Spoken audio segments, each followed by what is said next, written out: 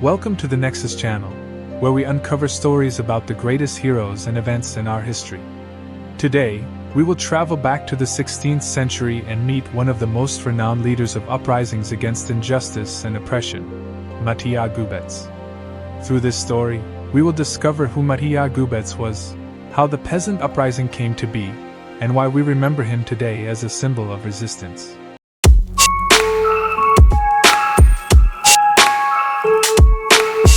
Matija Gubec was born in Croatia at a time when peasants faced immense pressure from nobles and authorities. It was a time when the poor worked the land but owned nothing. Peasants were forced to pay high taxes, work as serfs on the land of the wealthy, and live in poverty.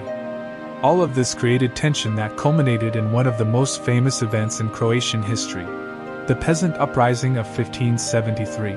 The Peasant Uprising started as a response to injustice and oppression. Gubec was one of the leaders of this uprising, and according to legends, he was brave, charismatic, and had the support of thousands of dissatisfied peasants. The uprising spread across areas between Zagreb and Slovenia, with peasants demanding lower taxes, better living conditions, and an end to the feudal system. At that time, nobles ruled with an iron fist. Peasants were considered almost slaves and had no voice. Feudal lords demanded more than they could give. When the uprising began, it was not just a fight for bread and a better life, but a fight for dignity. Matija Gubec, the leader of the uprising, became a symbol of that resistance. The peasants quickly captured several fortresses and villages, but the nobles reacted swiftly.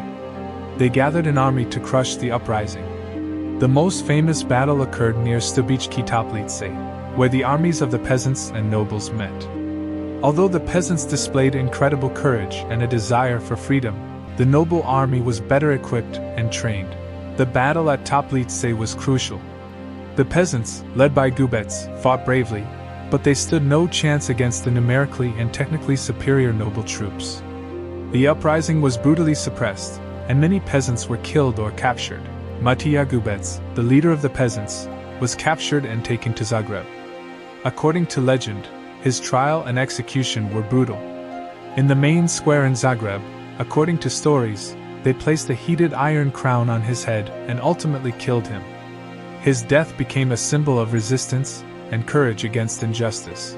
Although the uprising was suppressed, Matija Gubec and his comrades left an indelible mark in history. Gubec became a symbol of the fight against tyranny and injustice, and his name still resonates with the people.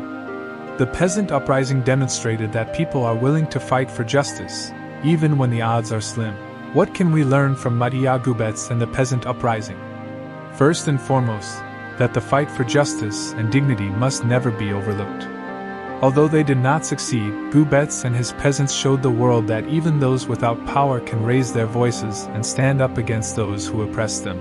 Thank you for following this fascinating story of Matija Gubec and the peasant uprising.